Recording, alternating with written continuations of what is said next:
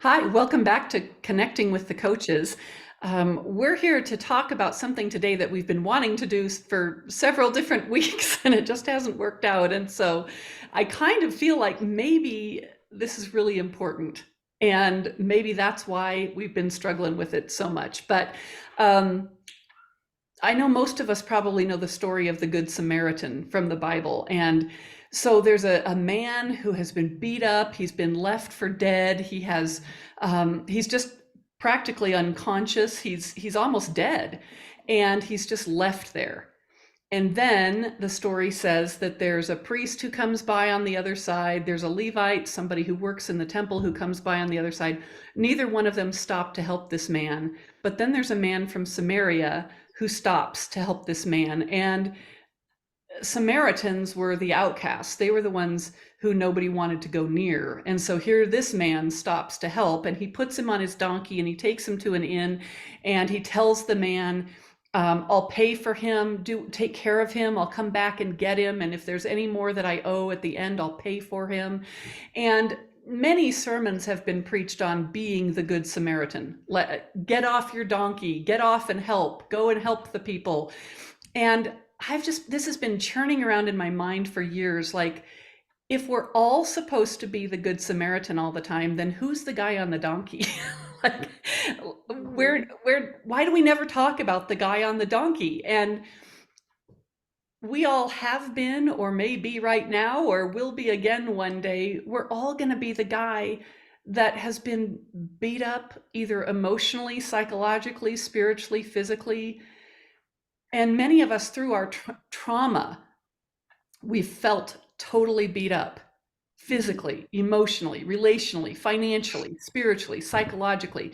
And we've been left on the side of the road. And we think we're supposed to be out there helping other people. And I just keep wanting to remind people, sometimes you might be the one on the donkey. You might need to be the one who's not helping others for a season.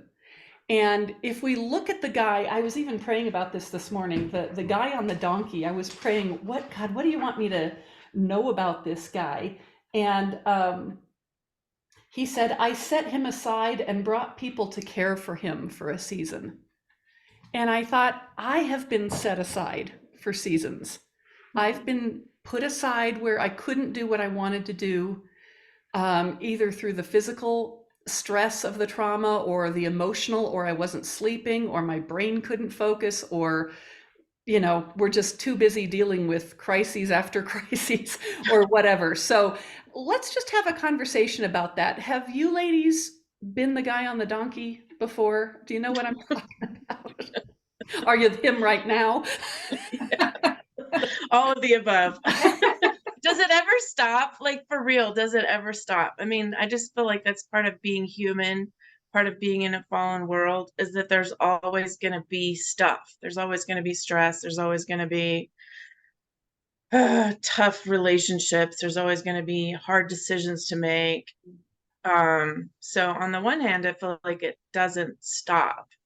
Like, we have to learn. That's what the story of the, of Jesus being in the boat and the storm is about, is like, storm is going on, but we're in the boat with Jesus. And so how are we going to rest with him and trust that he's got it? Or are we going to, throw things overboard and go bonkers because we are afraid?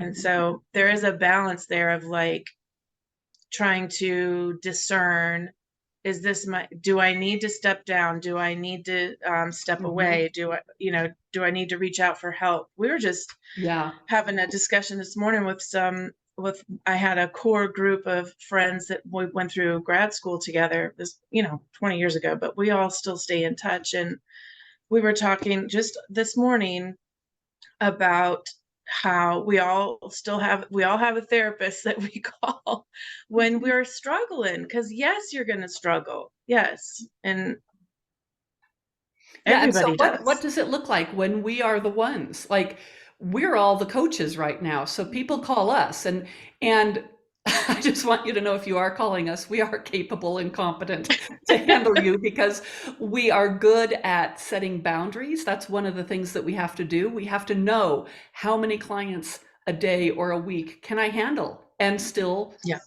be effective with them and still Mhm. deal with the stuff in my life, you know? Right. And for a lot of us, our truly being on the donkey part, um, we've had chunks of it where it'll be a couple of weeks that are really, really like I've got to step back.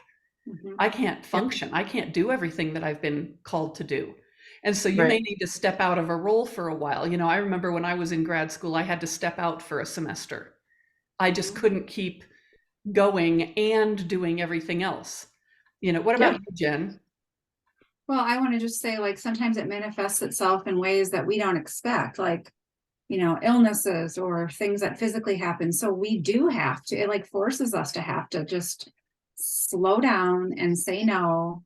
And if that's not normally a part of your personality, that's even harder to do.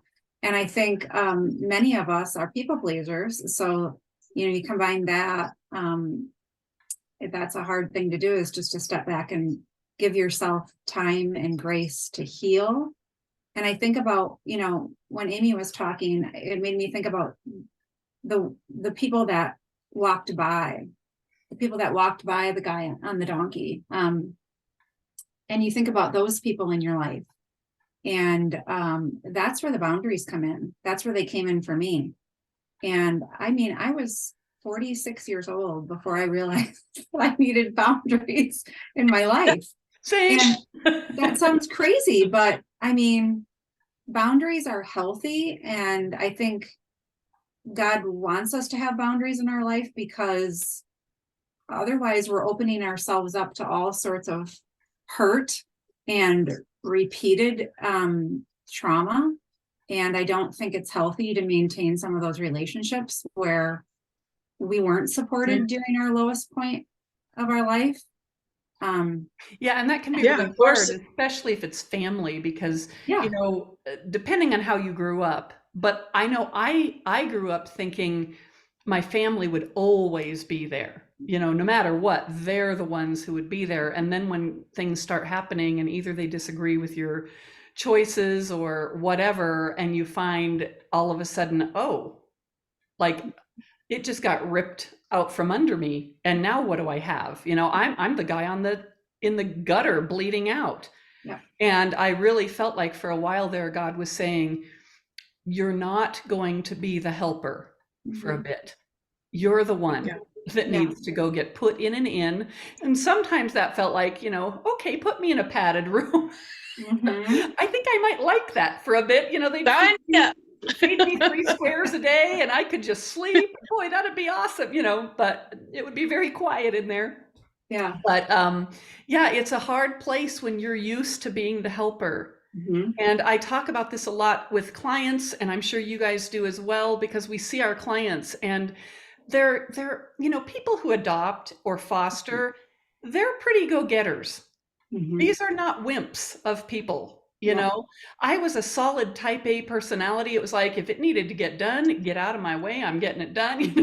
You can either join me or get out of the way, but it's getting done. And I am so not a type A anymore. The trauma kind of mellowed that out of me. Yeah. And I think part of it was being set aside for a season Mhm. where I couldn't. And I had to let other people.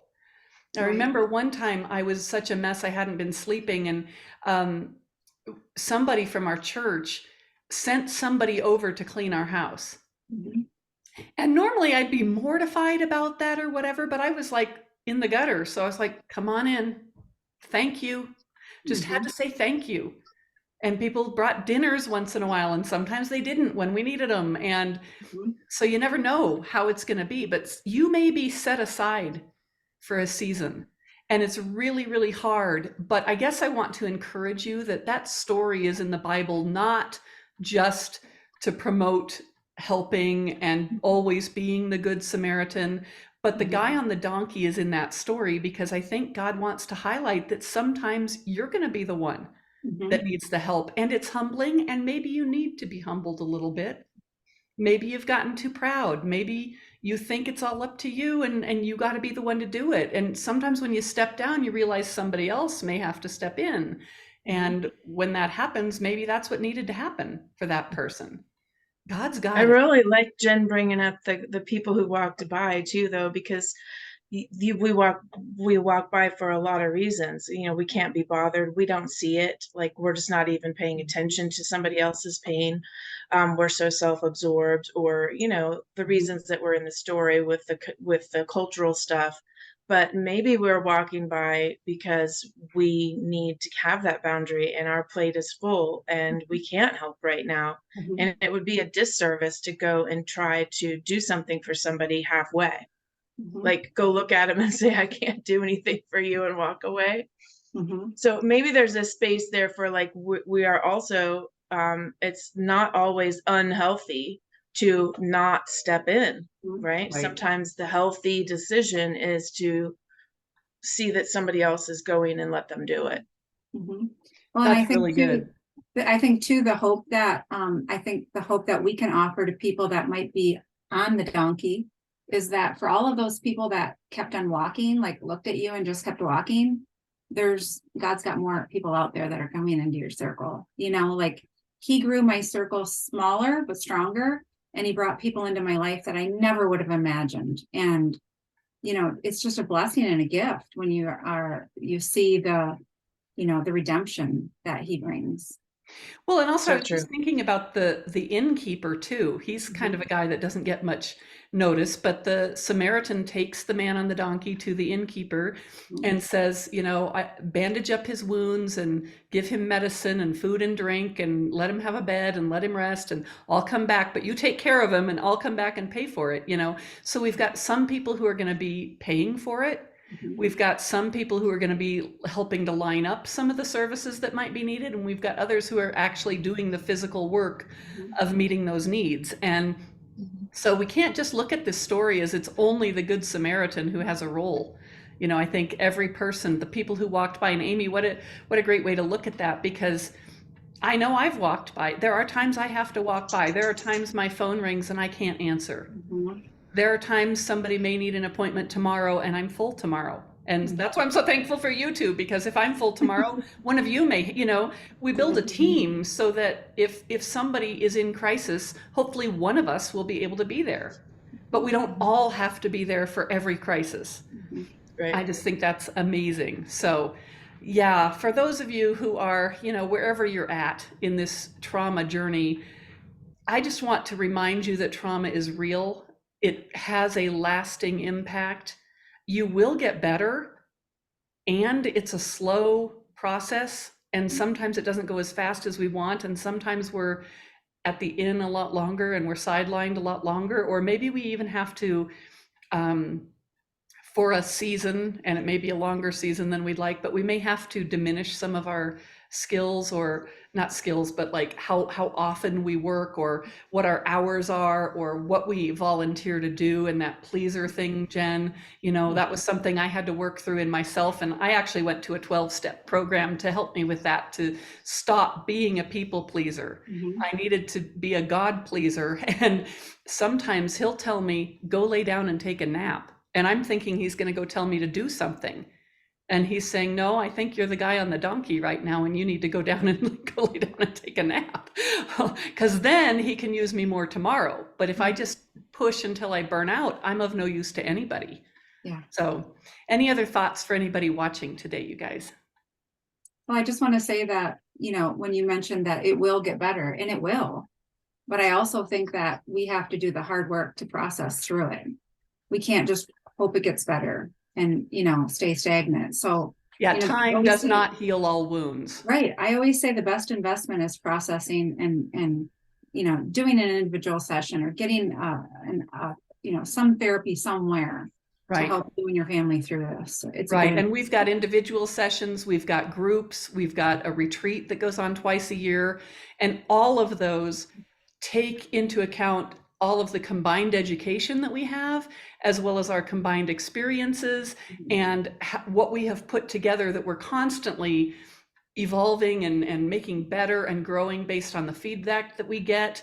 So you're not putting your hands into inexperienced people when you come to us. This is what we do, and we're consistently working to make it better. But yeah, if you're the guy in the gutter or the woman on the donkey or however you see yourself in this story, we get it and we're here to help, and we hope that we can help you. Amy, any last parting thoughts here today? No, just I've been all those people. Like I've been on the donkey, I've been walking by, I've been the caretaker, like, and I think we all have, especially as moms.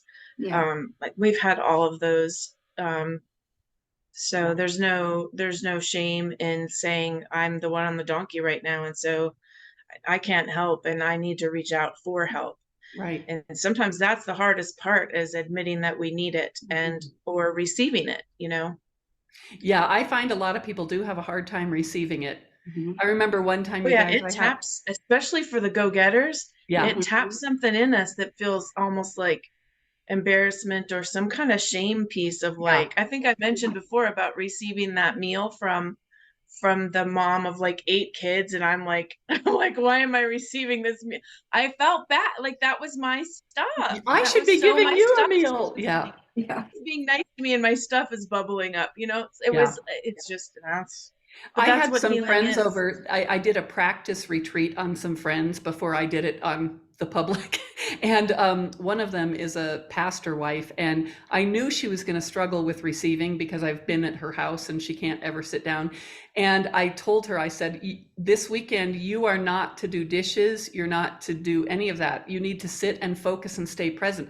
And she struggled with that because It she is wanted to interesting. be the one, she wanted to be the host. And it's like, you're not the host in this situation. Mhm. You need to sit down and let somebody minister to you. Yeah. And it's hard, but I And the look at her choices we have now. to make to do that too, like to create the space to let somebody in, especially when we're talking about rad and we're talking about all those dynamics, we end up feeling like if I let go, this whole thing will fall. Right. And we believe that. We believe it, we feel it in our nervous system, and then we make decisions based on that of like, I can't let go because uh it, we will implode.